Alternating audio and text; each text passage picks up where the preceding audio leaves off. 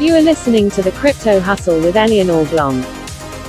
Only on the Coinspice.io podcast network. All right, we're back with episode number 3 of the Crypto Yay. Hustle with Eleanor Blanc. This is going to be a very interesting episode. I think the first 2 were pretty great. But this one in particular is going to be interesting because we're stuck right now in the middle of a gigantic debate, which I think we alluded to and talked a little bit about last time. But before we get too much further into that, first off, welcome back to your show, Eleanor. Now, thank you very much, Kelso. Thank you for having me. And indeed, we have gigantic, let's say, community debates going on. So let's see if we can do an honest comment about it and cover it decently and try to wrap our hands around what's happening. Yeah. And there's a lot to say. There's a lot to discuss.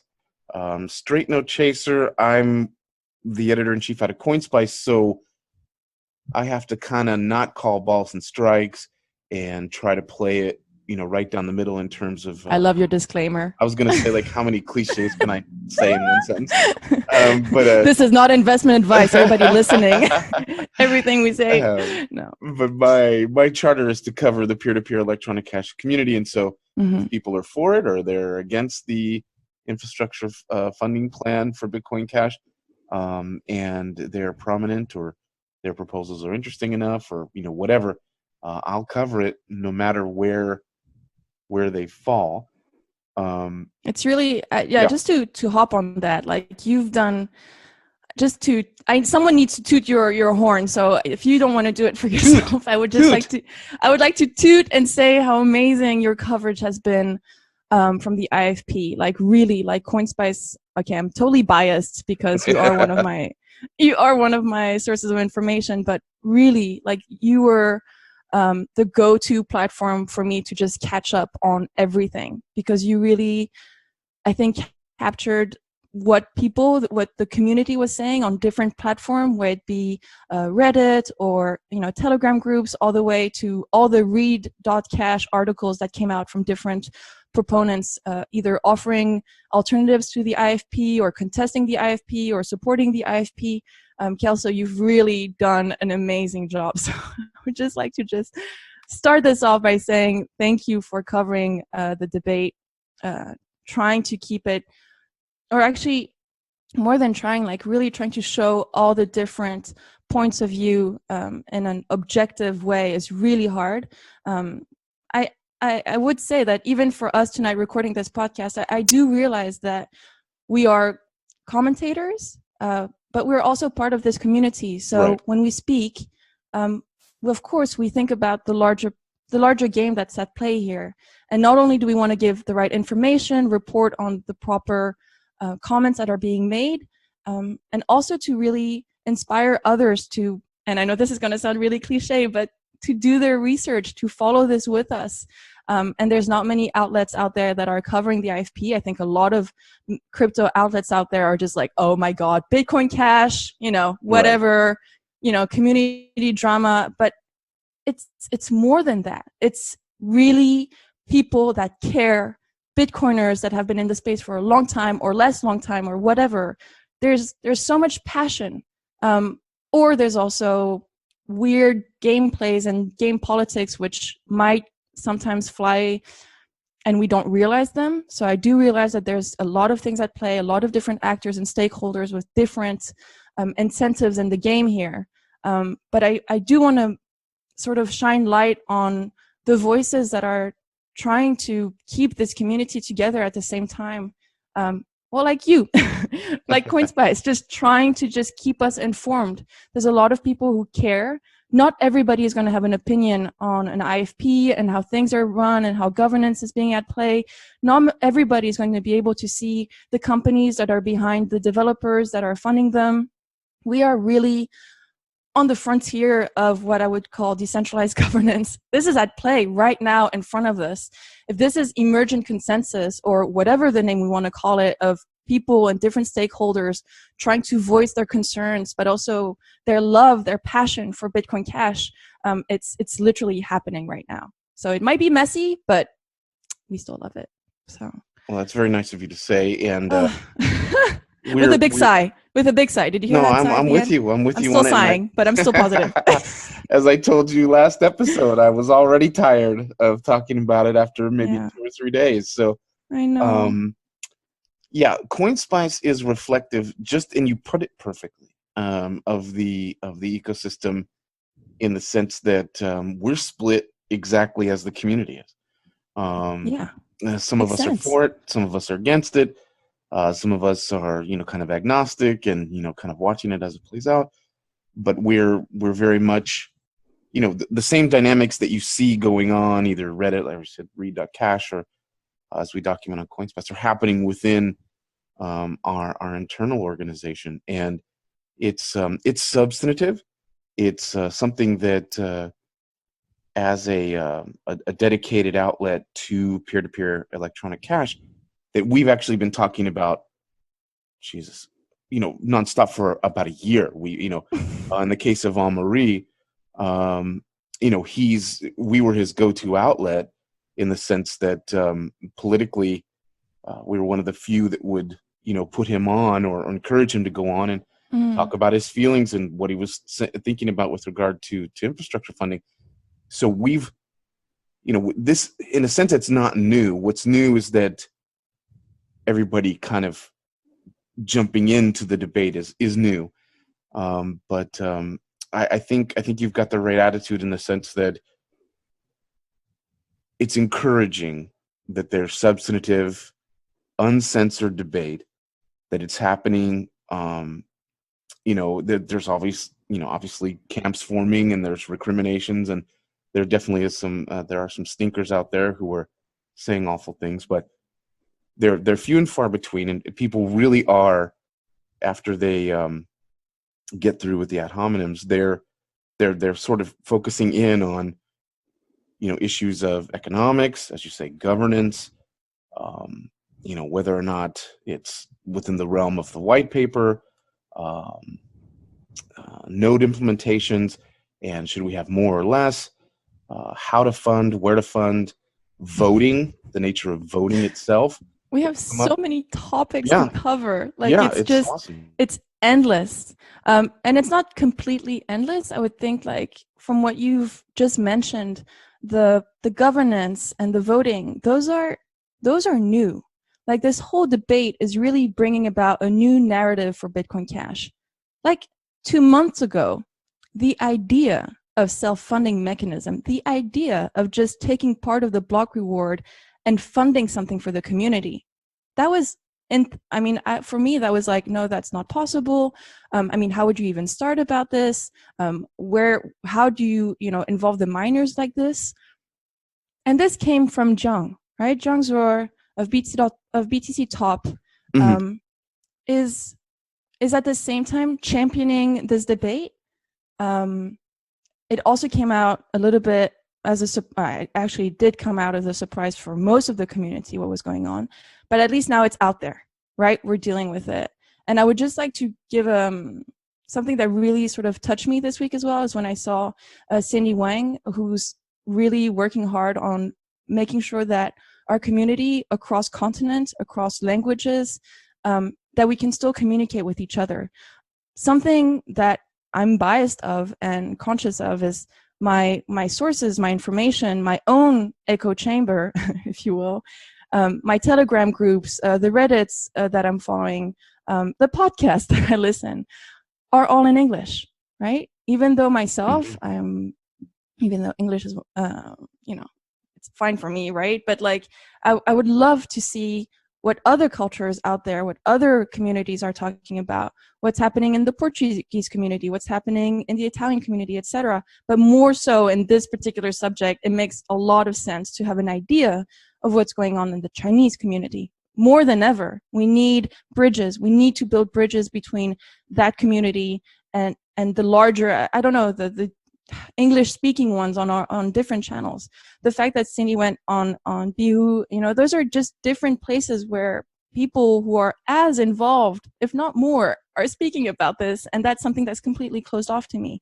So, yeah, that I think we need to find a way where not only is this moment, this whole IFP craziness is creating, all right, it's creating different camps, as you mentioned, but it's also creating an opportunity for people to realize, okay, these are all the people that care about this because, they're loud and they're talking, but also because the companies that are behind this, et cetera, that are supporting or against the IFP, we're speaking out. Everybody's standing and saying, this is what I support, this is not what I support.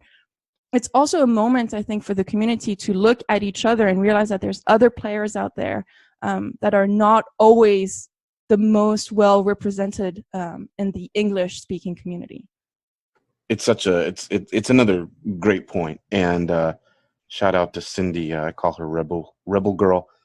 Rebel Girl? Oh, uh-huh. I really want to meet her. I really, that's something that, from connecting with Emily or Akana, like these girls out there, and okay, sorry guys for but these girls out there for me that are different, let's say ambassadors, right?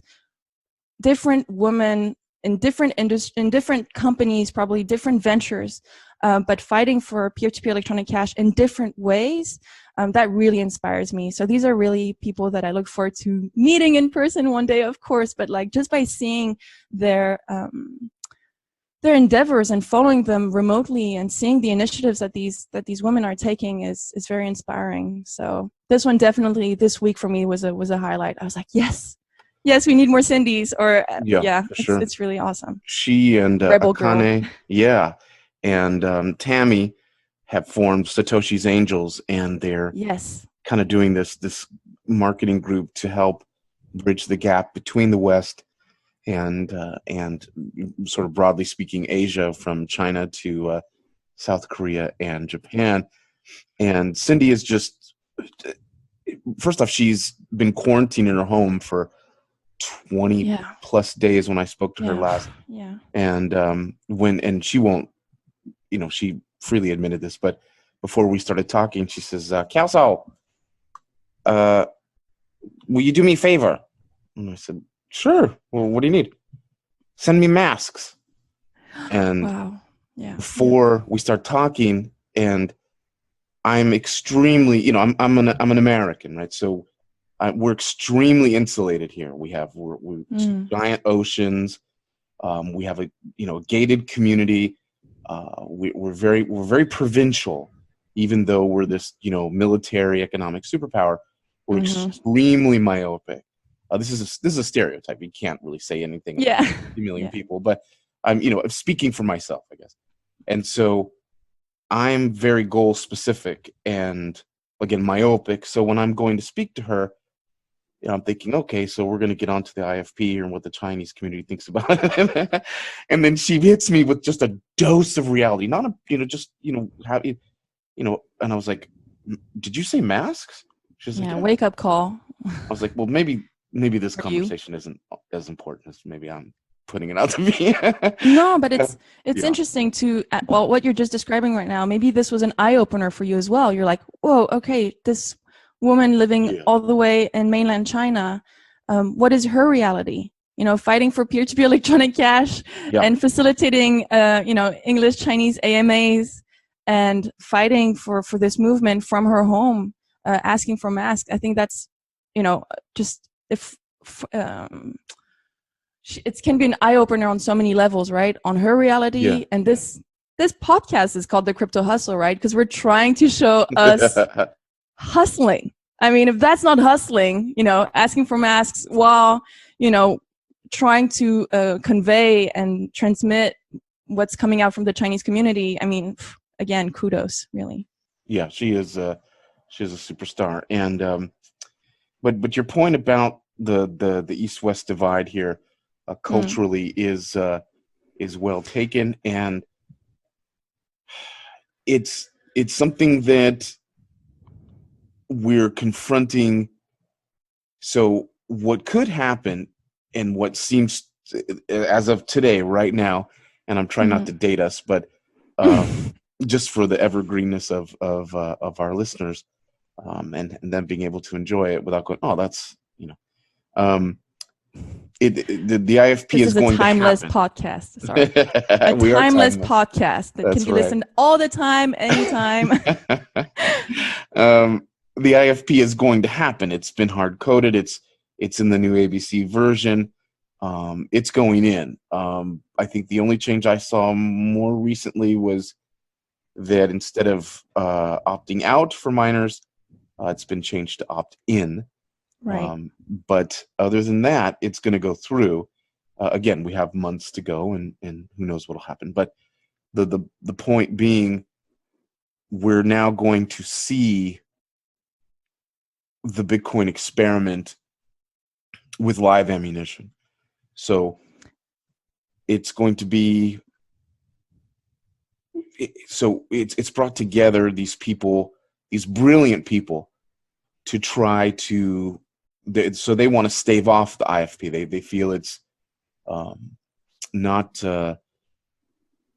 ultimately beneficial for, again, variety of reasons, whether it's community outrage, splitting it, or economics or whatever, but also they're in a sense trying to offer an alternative. So they're agreeing with Amaury, who spent the last at least year asking, begging, fighting, pleading, really making serious enemies of some very important people in the peer-to-peer cash world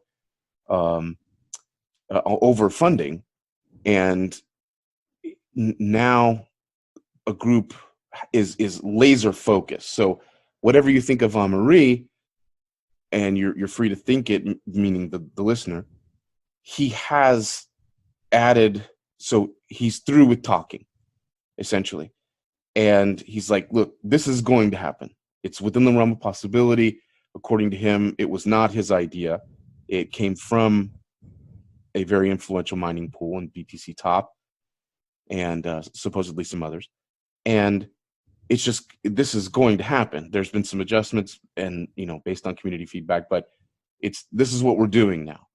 So I don't see them, ABC, pulling back unless there's a viable alternative. And I freely admit I don't know who judges what's viable, but my ultimate point here is that he has focused the community on this issue, which, again, I have some people telling me that it's not even an issue. We shouldn't even, who cares how it's funded, sort of thing, that it, just let it go, Yeah. sort of thing.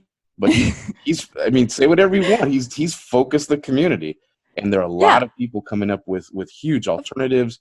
Of course, but I wouldn't expect, okay, full disclosure, I believe that Amaury wants the best for Bitcoin Cash, for BCH, for ABC, for this larger goal at heart that we have, which is to enable cheap, fast, permissionless transaction on BCH, right? We are born from a debate to ensure that we can scale, right? Bitcoin Cash came from a scalability debate. And right now, it's another debate, but it's still about scalability, this time not about the size of the blocks, not about which tech to implement, or if we should have native or non-native token implementation on Bitcoin Cash. It's about the sustainability of having developers working on the protocol. Now, something that is being discussed right now is there's, for our listeners out there, the IFP currently would mean that a certain number of whitelisted projects would be able to benefit from the funds. ABC, BCHD, Electron Cash, even though those people have actually spoken against the system. So what I mean by going it back to this idea of whitelists is that a certain number of people should be able to benefit from this fund. Now, where the community is in uproar about is why these projects, and how will we decide how much will go to these projects, and why have these projects at all whitelisted? Why is there a whitelist at all, basically? How can we make sure that these donations basically can go to whoever merits, right? If the thing is we're kind of lost in our own narrative, because Bitcoin Cash has several implementations. This is something that people fought for. We did not want one team of developers, one code to be the only choice. Plurality of choice will ensure quality, hopefully, in the long term. Plurality of choice, plurality of implementation will ensure that we don't suffer from capture. This was something really important for this community. And right now, we do have a capture. So it's a matter of deciding how do we either move on with this capture and accept it, or on the contrary, say, no, this is not what we stand for. This is not what we have agreed kind of as a community on a consensus on the ideas, on the fundamentals of how Bitcoin Cash should be. We are trying to do something different here. This is a fork because we wanted to do something different. We had a different plan in mind. And now, if the plan changes, which is fine, because we're not, nothing is set in stone on MetaNet or whatever, we can change. What is missing is, how do we change? How do we have this moment, this agora moment for the community to come and discuss things and debate and disagree and do better? And it's at play in front of us. The first IFP that come out is not the one that's being implemented today. That's right. The IFP of yesterday is not the same as today. So you and I are trying to follow all these tweaking that is happening, but it is being tweaked. People are just like, oh, it just got hard forked, hard coded in the ABC. No, yes, but it's still evolving. The hows, is it 2/3 of hashing power? Is it opt-in, not opt-in? Who's going to run what? Or do miners have a choice? What is it with BIP9, and how is that going to be implemented? And is it okay actually that now we don't need 95% of hash rate to agree? Is it okay to have 2/3? Like, this is also new, right? So, and it's 2/3 of about 4%. Right. I mean, oh gosh. So right. For our listeners here that are like, guys, stop talking about the IFP or talk more. I would just say that things are still at play.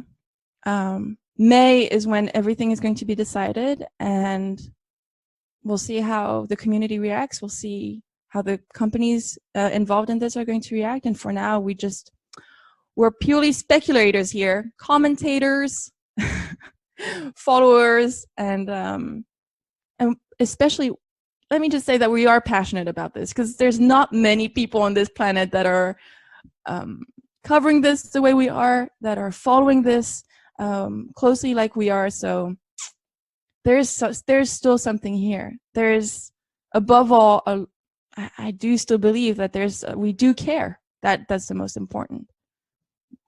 Yeah, and there's going to be more talk about what is the community, because again, which I think you so brilliantly brought out, is that when we're on Twitter, that when we're on Reddit or Read.cash or even CoinSpice, it's English, it's Western based, and that's not the community. That's a segment of the community.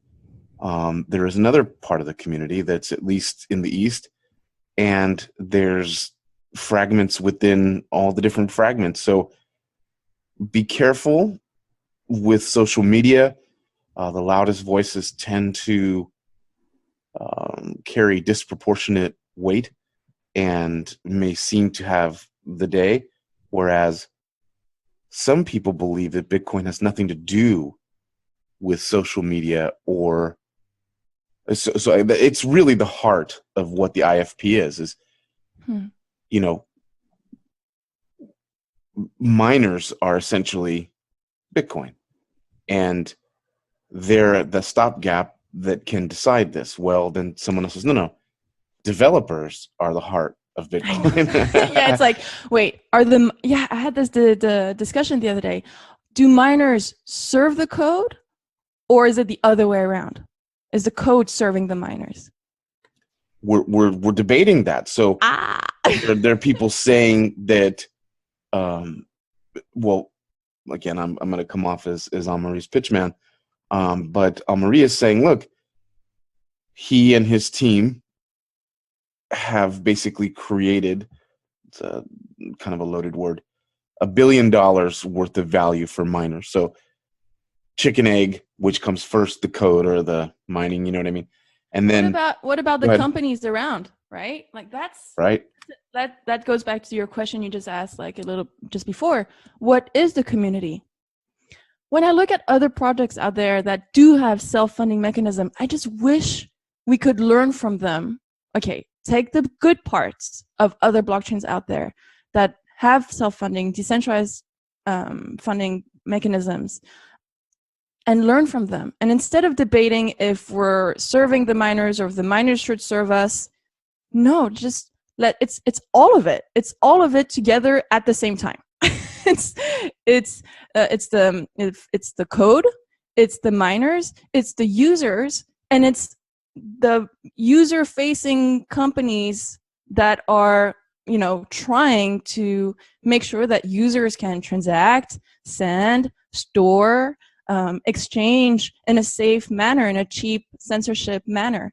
And it's all these actors together that are trying to figure out a way for us to have a sustainable model, right? Yes, it's a 1 billion whatever industry created around Bitcoin Cash, but it's either nothing or a lot, right? It sounds a lot when you throw the word like 1 billion, but I'm like, guys, we still haven't eaten up the traditional finance world. We haven't. This is a fight that's ongoing, and that's also what I feel like that is important to also remind people, is that sometimes when we go so deep into these conversations, into these debates, which are really important, by the way, we do have to figure this out.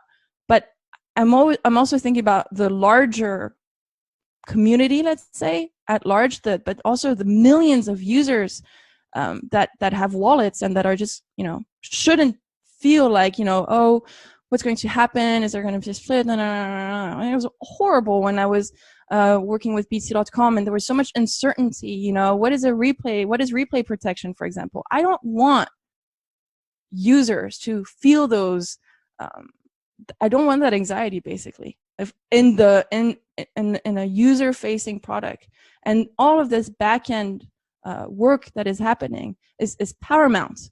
But at the same time, I always think about the larger picture of what's at play, even though it goes all the way down to deciding how funds that are attributed from a Coinbase go and how that's being decided. That's kind of the bottom up, but I also think we have to have the top-down larger picture at heart as well. That's just my 2 points on this. No, they're all great, and the reason that I want to talk about it in this manner is that it's, again, illustrative of the fact that if someone is very, very sure, if you hear from a pundit and anybody really, online or in real life, and they just know, they can tell you everything about crypto, be very wary of them. I have kind of a universal Kelso law, which goes something like, no one understands crypto. So the more people push a certain agenda, the less I'm inclined to take them seriously. So I'll say, okay, I'll just kind of conceptually put them in this box. So stripping away all the verbiage, stripping away everything, if the mining pools want to, they can collude with reference implementations or developers and institute this. Yes. Just put it forward. And then I know they can. I'm not sure appear to be doing it, right? Right. I know. And so what we have to do then, or I guess what the community does then, is it decides, okay, that's fine. or I don't care enough, or that's not okay. Or it's not okay. So I think what might end up happening is after all this wailing and gnashing of teeth, the thing gets implemented, and then the debate starts. Does that make any sense at all? No. The debate is now. It's because you're right.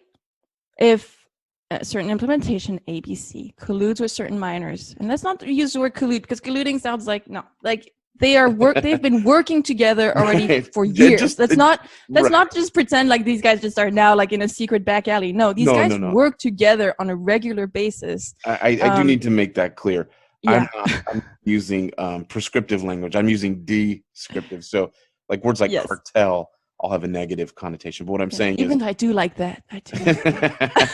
Cartel sounds cute. But yes, you're right. Go keep going. No, but they can. All right. So that's something we have to come, either we're not. And this is where it's interesting that Jiang is actually using the word, that what's the most important is that Bitcoin Cash remains decentralized.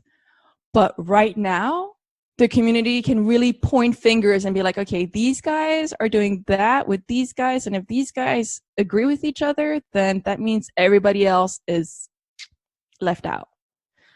And it's not because they can, all right? I know they can. The question is if they should. That's one question. And then the other question is, if they can and if they have this power, then do it right. They would have been like this debate, which is ongoing currently, was triggered by things that could have been simply avoided from the get-go. Like maybe not mentioning Xi Jinping in the first IFP, maybe not saying, and even those things have been retracted since. It has sparked a feeling that in the community that things should be voiced, that things should be discussed, and that's okay. It's okay to discuss things. Things have to be hashed out. People have the right in this industry to speak out. Look at us too on this podcast right now. Everybody which is part of this community, meaning holds Bitcoin Cash, holds whatever cryptocurrency, there's something about the fact that this community can express itself all the time on different mediums. It's very important, and this is something we need to always keep in mind. Sorry, I lost my train of thought. Trust me, I do it all the time. But to reel you back in for a second, because you're on point, is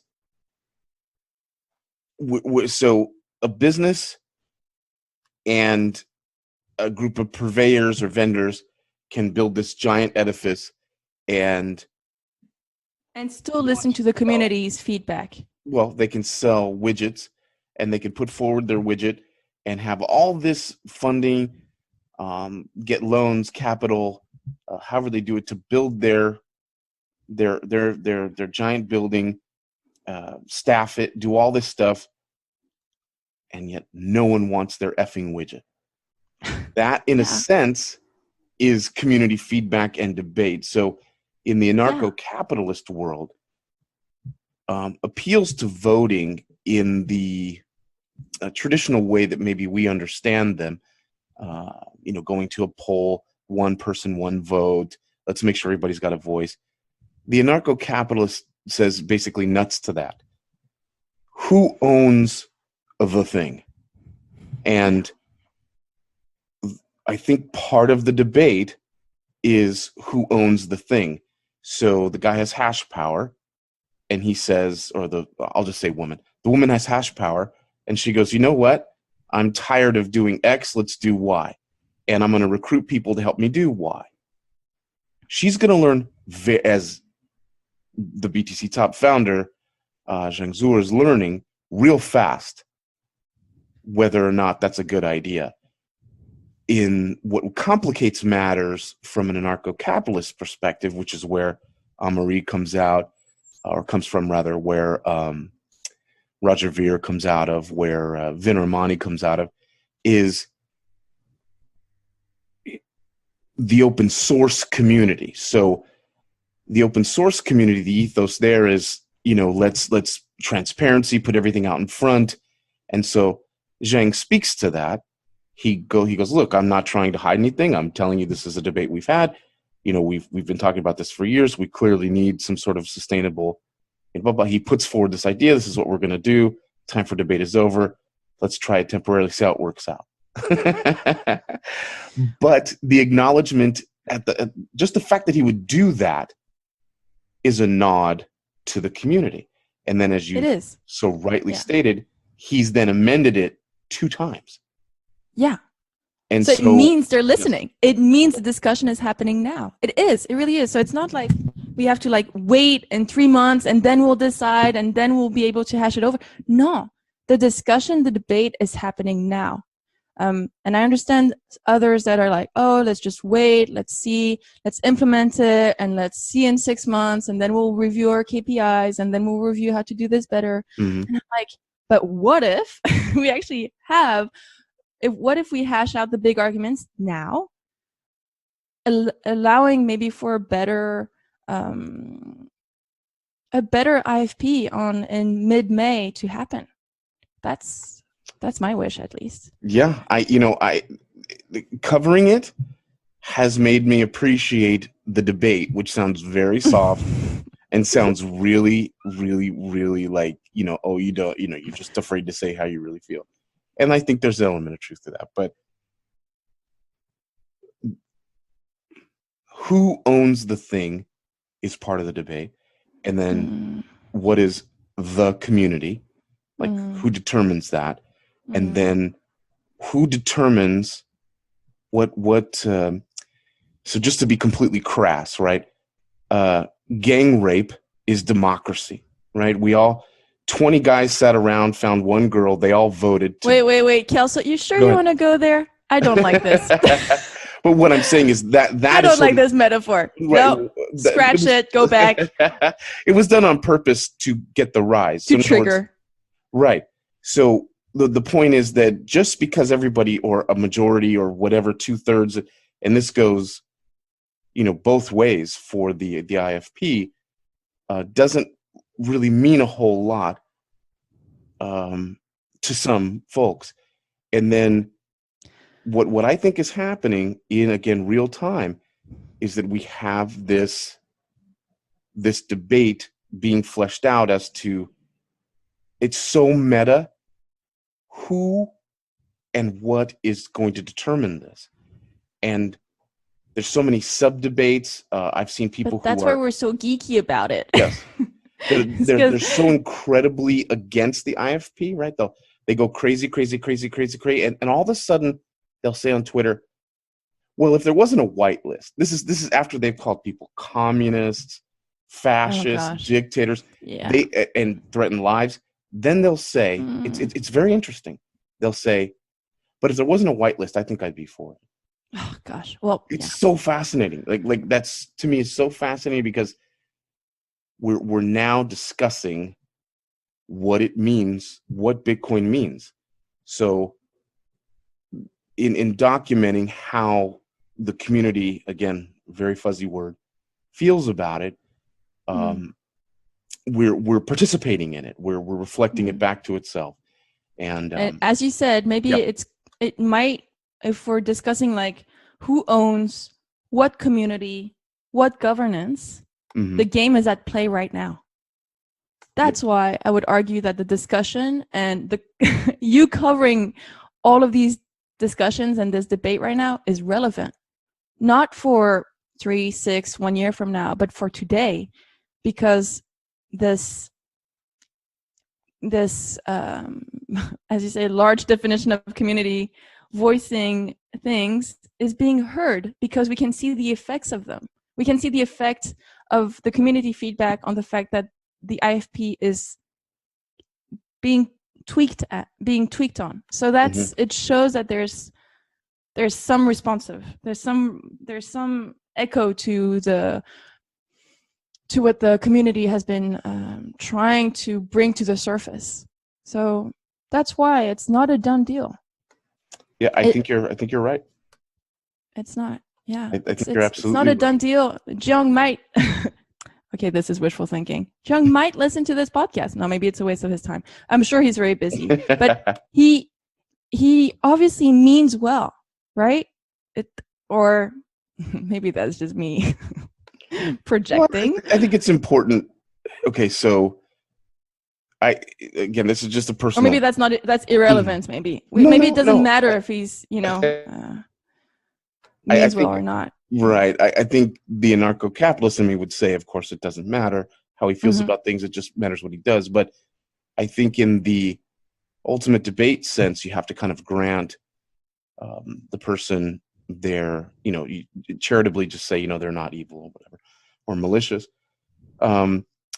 For people like Henri and ABC, the proponents, and Zheng Zhuo, there's a real reckoning right now, because it's not just cranky people who, quote, hate ABC, end quote, who have always, quote, No, had it that would out be for too Henri. easy. Yeah, that's too easy. It's not. It's just, you can't say that anymore. We've got Mark Lundeberg, Yeah. who everybody loves. We've Yeah. got Jean-Luc Foucault, who everybody loves. They're all Yeah. backing away, and they're saying, and these at least I know Donald is a hardcore narco-capitalist, right? So, Mm-hmm. and was one of the Donald was one of the authors of the IFP, actually. So he's saying, look, we have to step back from this. And yeah, you're right. What I guess I'm saying is, right now it appears this thing's going through, and we have this short window of, not we, but the community has this short window of time to try to alter it. And then once And it it is gets possible. It is possible. That's what. Okay, this is, as you just said, it's not just poo-pooing ABC or Amaury's work, because that's not at question here. It really isn't. We know that ABC has been running the client implementation that is reliable and that miners are running right now, right? very unsexy work, very unappreciative. Okay, okay, so that's at play here, right? It's been unappreciated work, but miners are like saying, okay, we realize that this is a lot of work. We want to make sure that we are not the only ones funding. We want to make sure that there's everybody who's using this software that will fund the software. So it's, miners are also, I guess, reaching their own limits. They're like, okay, we want this to go through. Let's find a good way to do this. Pushing the IFP, okay, fine. And now, like you said, people like Mark or Donald that are also stepping out right now of the debate and saying, okay, maybe guys, let's not push this. I mean, it's a lot for the community to go from where it was like a month ago to seeing lead developers and people like Donald, building Electron Cash, who's built Electron Cash, who actually would be one of the beneficiaries of the whitelist, right? There it is. I mean, if this is not showing something, that this is more than just a disagreement on the IFP. This is really more than that. It's people maybe listening and realizing, okay, we're not ready. Let's not push it. Let's not be so eager. Let's maybe like step back, see what I mean. Let's see what happens if we step back. And maybe this thing can be ready for like in a year from now. And that would be fine, wouldn't it? I mean, maybe that's me again being way too optimistic. No. You just made me think that, because even Zhang said that. I mean, in his amendment, he said, okay, look, if it doesn't garner 2/3 of the hash rate, the hash power, the hash vote, however you want to phrase. Yeah, but that's yeah. And it's not going to go through. So maybe that's the next thing that's at play right now. It's if Yes. it will go through, if 2/3 of the hash power says yes and basically clicks and says we want this to happen. But again, why 2/3? Why not 95%? Right? No. I agree. It's completely arbitrary. I totally agree with you. I totally agree. Okay, now it's not by default anymore. Like these are right. These are good things. But what I'm more than having this mechanism right now being proposed for the miners to be able to, activate BIP9 or not, I think there's something about the fact that this is a complete new, this is a paradigm shift for the Bitcoin Cash community, right? We've never talked about self-funding. We never talked about voting. We never talked about, we talked about a lot about emergent consensus and stuff, but this would be new. This is a new layer. This is a new mechanism.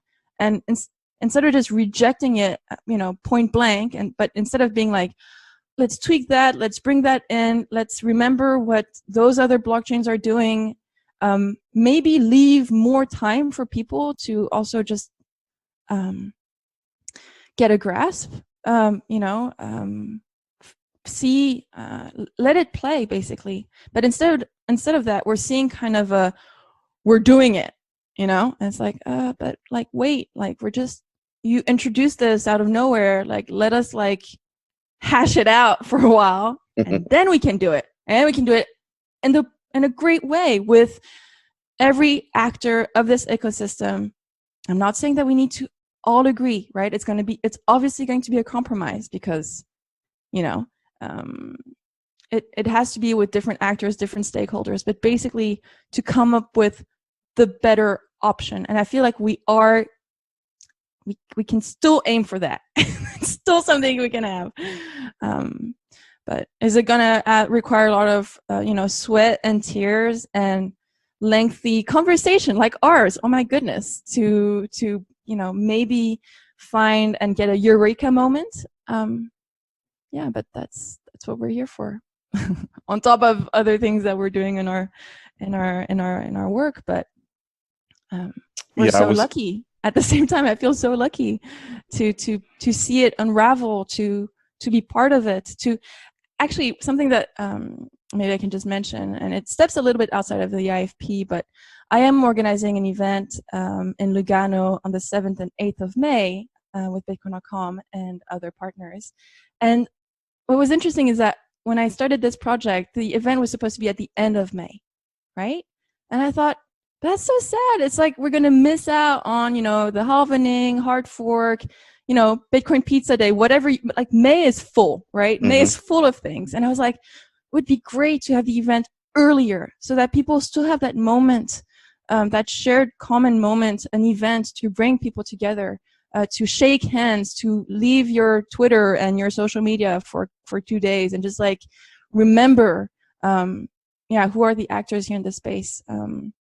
And to maybe still foster relations, foster business, foster the community, really. And my dream right now is really to bring this business world and the hackers world together in one event. Okay, I know I should never have split audiences at an event, but my goal is like to bring these together, really. That's why I'm all putting them around a ping pong table. No, I'm kidding. But it's just the idea that we have an event here where we can showcase the best in business, while at the same time inspiring, developers to be part of this. And this is, again, a little flashback to VCH DevCon Amsterdam, when I saw people like Roscoe coming here at this event. I didn't know him. And he was just like, yeah, Ethereum, Truffle Suite, then Panda Suite, and all these things. And now he's working on Castscript. I mean, for me, that's inspiring. And that's what events can do. They can inspire people to start to redirect themselves and realize, oh, this is really exciting. This is a community I want to be a part of. There's exciting tech. I can be part of it.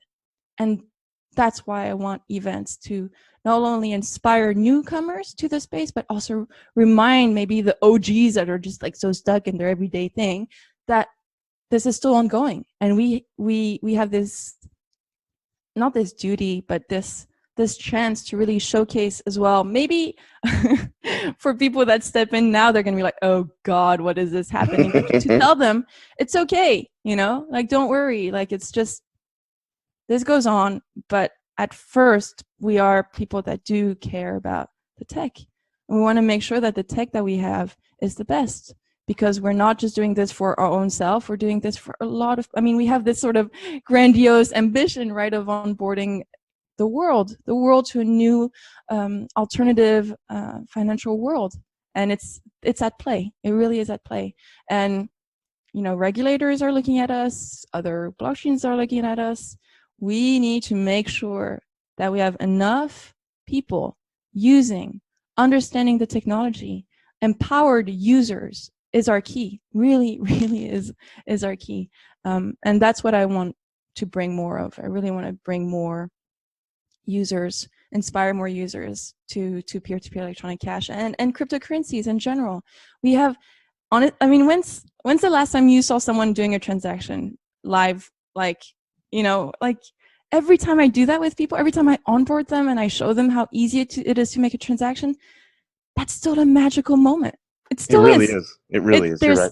There's and people don't realize, and that's something I look forward to having as well at the next Crypto Canal meetup here in Amsterdam, is to really offer that full experience. Like, here's a little bit of crypto, and look how easy it is to donate to Eat BCH, for example. Here's a QR code.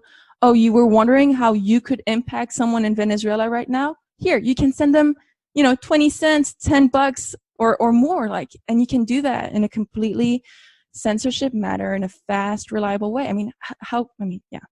That's me in my magical moment. every time that happens, it's just the person lightens up and is like, wow, it was so fast, so easy. And I'm like, yeah, welcome. That's awesome. And don't forget to back up your keys. Oh, by the way, do you have a piece of paper you can write? No. When is the Lugano thing going to happen again? So Lugano is 7th and 8th of May. That's going to be in Lugano, Switzerland. And the next Crypto Canal meetup is on the 6th of March in Amsterdam. So that May meeting is going to be yeah. That if you can, and I don't have to tell you this, but if you can get all the big shots there, that could be well, right now I have Roger Ver confirmed, Stefan Russ is confirmed, Vin Armani confirmed, and Amaury Séchet confirmed. Did you say Amaury is confirmed? Yes. Woohoo! Okay, so obviously there's going to be some MMA going on there. Oh my God! Everybody, enjoy your Bitcoin pizza day. No, it's indeed. I want the best people in this industry to come, to share, to debate, and eat pizza, and enjoy Lugano, and go spend your crypto, because Go Crypto has been doing a lot of work on the ground, onboarding a bunch of merchants. So it really could be a full cycle experience for customers, for people coming, for attendees from different boards, right? I'm imagining for the regarding our business stage, really showcasing our products, infrastructure. To take Gabriel's words, the Tocambrian explosion. There's many things to celebrate. And at the same time, to have a hackathon stage at the same place, I think that's really unique. Last time I organized, let's say, just the hackathon side, and I'm really looking forward to have this mix. Yeah. So. Well, you made some news. This is some news here. So that meeting in Switzerland is, it's gonna be cool. Yeah. It's gonna be historic. I'm pinning. Yeah, I think it's gonna be a big deal considering when it's happening. So. Well, I'm working hard on it. A bunch of people working hard on it. So I think it's going to be quite something. And it's the first Beyond Bitcoin event that we're organizing. So that's also very exciting. It's very cool. Well, I'm super excited to see how that rolls out and what happens there. I kind of have a standing deal with Eleanor here, and that is that I only keep her for half an hour, and I've definitely dragged her way beyond on and on. Oh my goodness! Let's stop already. Cut. No. And so, before I let you go, how can people follow you, find your work, and keep up with all things Eleanor Blanc? I guess my Twitter is still the best place to go, Block Blank. If you want to follow what's happening with Crypto Canal, cryptocanal.org. We have a Telegram with the announcement. And of course, check out bitcoin.com itself for events coming up. And yeah, I'm pretty available on Telegram. Find me there if you want to hit me up and ask me things. I'm happy to either onboard new users, have more partners. Like I'm happy to be the person connecting other people. So I'm always available.